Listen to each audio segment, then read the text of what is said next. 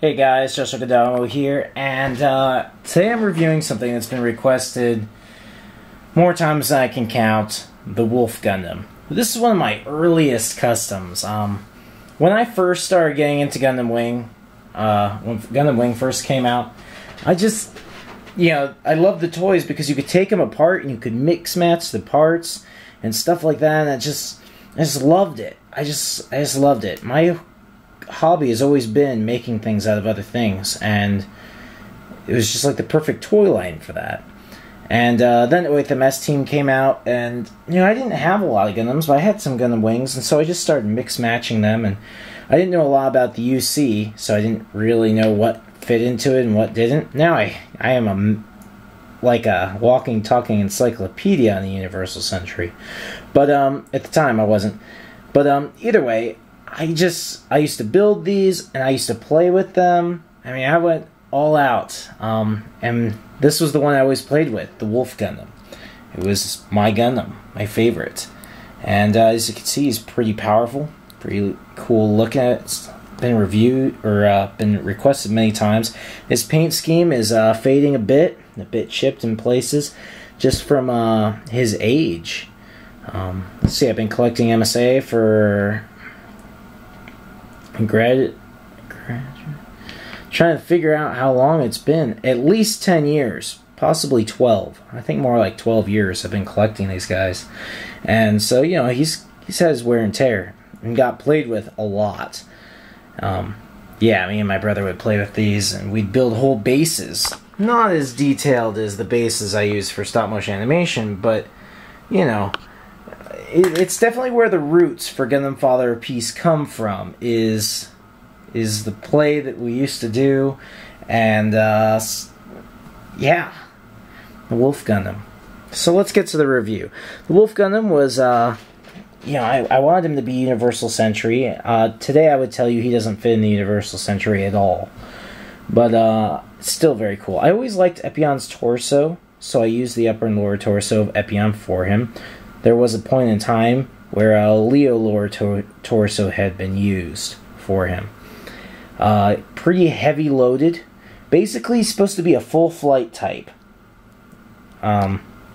He can walk, of course, but he's a flight type. That's what these are down here. They are flight, enhancers. Lots of fuel and thrust is in them. There's no necessarily visible thrusters, but that was my idea. Huge thrusters here. I used model kit thrusters that I actually had, and I took Tallgeese 1 thrusters and put them into the Tallgeese 3 shoulders. And I just built this guy out of spare parts, really. I took off Shenlong's antenna, or maybe I got one without it. I'm not sure which. Probably got one without it, because I didn't purposely destroy my figures. And it just looked really cool like that with no antenna. I was like, that's cool. And it's got the little ear things, so the Wolf Gundam. Kind of cool. Not exactly wolfish looking, but it worked for me. I did use a blue frame beam saber in there. This is a Corp Hicks machine gun from the Space Marines Kenner toy line. Tallgeese 1 shield. Repainted it. Make it silver and black. I removed the beam saber holder that goes there. Painted that black just because. Glued in 2 grenades and a pistol. That way he had a sidearm. I also gave him a knife up here. The knife has changed. So now I think this might be a knife from like the game of Clue or something, but it's shiny, and I like shiny. Shiny is good. Shiny. So I just always thought having a dagger was cool, but mostly it was being able to store it up here was just really cool. And so yeah, the shield comes off. I drilled a hole and kind of lit up the drill bit with a lighter so that it melted that hole permanently. And so that just kind of fits in there. The idea is he could grab those grenades and throw them. Just seemed like grenades were a good idea. I even put grenades in here. These are actually Death Scythe's legs. And I put grenades into the kneecaps so you could grab those and throw them too. These are RoboCop Kenner action figure belts. They're from some of the cops. I just needed something to hold those on, and that's what I had lying around at the time, so I used them. Tall Geese 3 shoulders, like I said, Tall Geese 1 arms. No joint replacement or anything really advanced. Didn't have a good way to paint him, so I used an enamel paint marker, which I do not recommend. Enamel paints. Bad.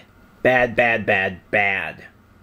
That's why he's so shiny, because in order to make the enamel paint not be sticky or even chip off so bad, which, you know, you can see over time it has, but I went over it with nail polish, which turned my...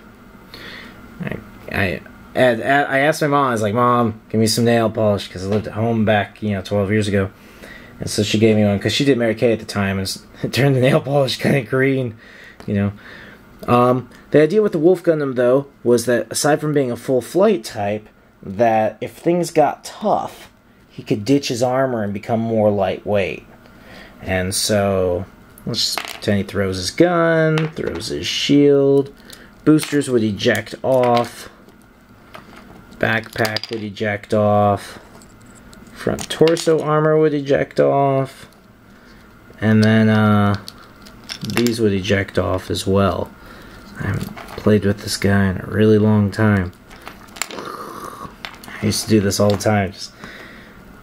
And then, he'd do his wrap around grab thing, which doesn't work because he's not flexible enough. Grab it! Grab the knife! Come on! Just can't. But still, a cool place to keep the knife. I mean, took little VCR or little cassette tape stickers and put them on. That sticker came from something else, but that one's from a VCR tape. And like I said, he used to have another knife.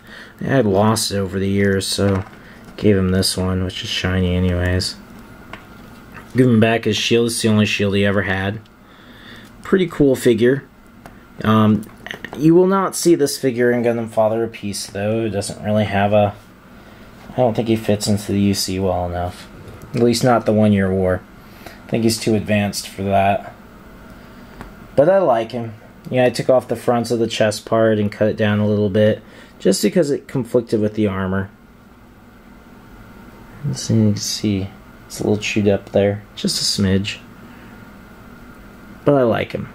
And apparently, those of you who have seen glimpses of him liked him as well, because I've been requested numerous times to review him. And so here's our review.